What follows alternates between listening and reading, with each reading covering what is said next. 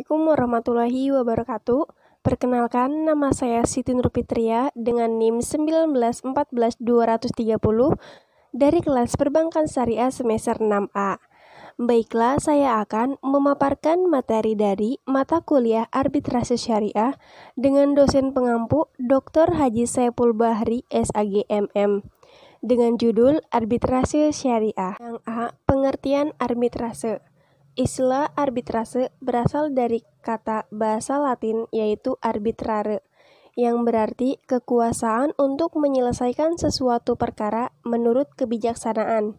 Nah, definisi secara terminologi dikemukakan berbeda-beda oleh para sarjana saat ini, walaupun sebenarnya mempunyai makna yang sama. Antara lain, Subakti menyatakan bahwa arbitrase adalah penyelesaian atau pemutusan sengketa oleh seorang hakim atau para hakim berdasarkan persetujuan bahwa para pihak akan tunduk pada mentaati keputusan yang memberikan oleh hakim yang mereka pilih.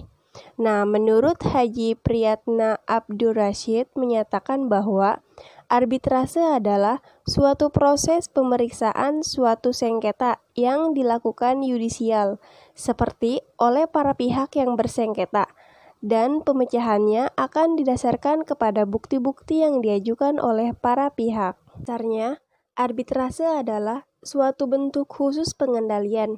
Poin penting yang membedakan pengendalian dan arbitrase adalah bila jalur pengendalian menggunakan satu peradilan permanen atau standing court, sedangkan arbitrase menggunakan forum tribunal yang dibentuk khusus untuk kegiatan tersebut. Dalam arbitrase, arbitrator bertindak sebagai hakim dalam mahkamah arbitrase, sebagaimana hakim permanen, walaupun hanya untuk kasus yang ditangani. Menurut Undang-Undang Nomor 30 Tahun 1999, yang dimaksud arbitrase adalah cara penyelesaian suatu sengketa perdata di luar peradilan umum yang didasarkan pada perjanjian arbitrase yang dibuat secara tertulis oleh para pihak yang bersengketa. Yang B. Dasar hukum arbitrase. Dasar hukum yang mengatur arbitrase di Indonesia saat ini diatur dalam Undang-Undang Nomor 30 Tahun 1999 tentang arbitrase dan alternatif penyelesaian sengketa.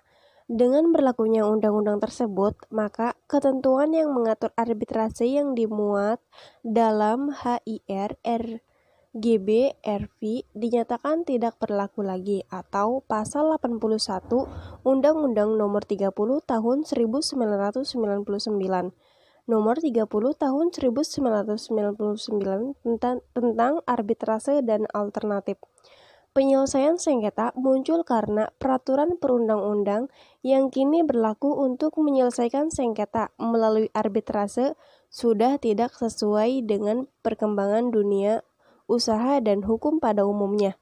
Nomor 30 Tahun 1999 tentang arbitrase dan alternatif penyelesaian sengketa menyadari bahwa berdasarkan peraturan perundang-undangan yang berlaku, penyelesaian sengketa perdata di samping dapat diajukan ke peradilan umum, juga terbuka kemungkinan diajukan melalui arbitrase dan alternatif penyelesaian sengketa.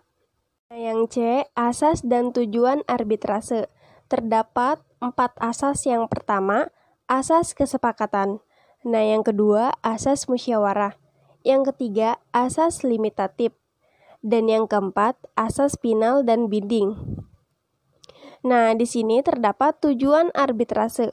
Tujuan arbitrase berdasarkan asas-asas tersebut adalah untuk menyelesaikan sengketa perdata di bidang tertentu dengan mengeluarkan putusan yang adil, cepat, final, dan binding.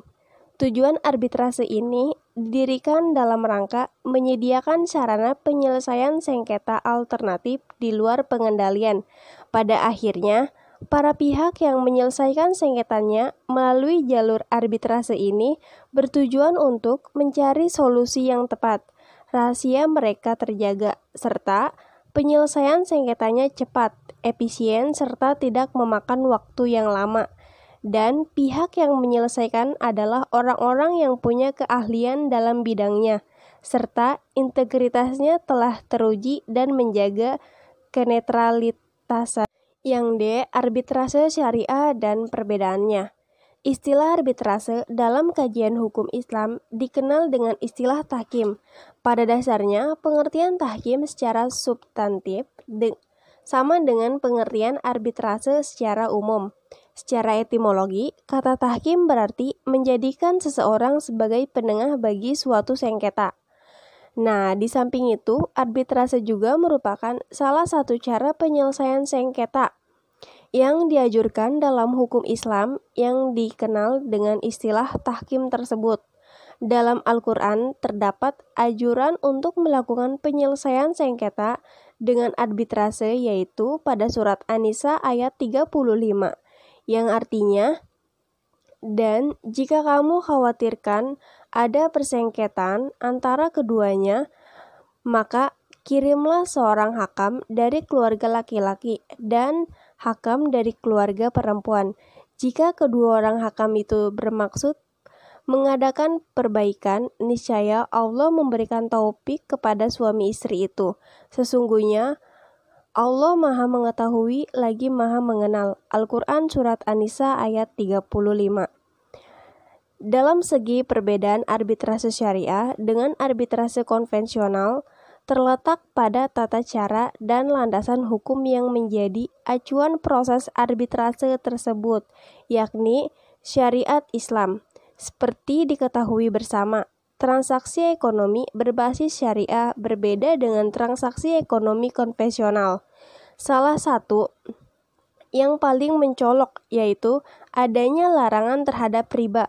Berdirinya Badan Arbitrase Muamalat Indonesia atau BAMUI pada tahun 1993 tidak lepas dari pendapatan para pemuka agama Islam mengenai perlunya lembaga arbitrase yang bekerja sesuai prinsip ekonomi syariah. Terlebih lagi, kesadaran masyarakat untuk melakukan aktivitas perekonomian dan keuangan syariah juga semakin meningkat. Mungkin hanya itu pemaparan materi tentang arbitrase syariah. Kurang lebihnya mohon maaf. Wassalamualaikum warahmatullahi wabarakatuh.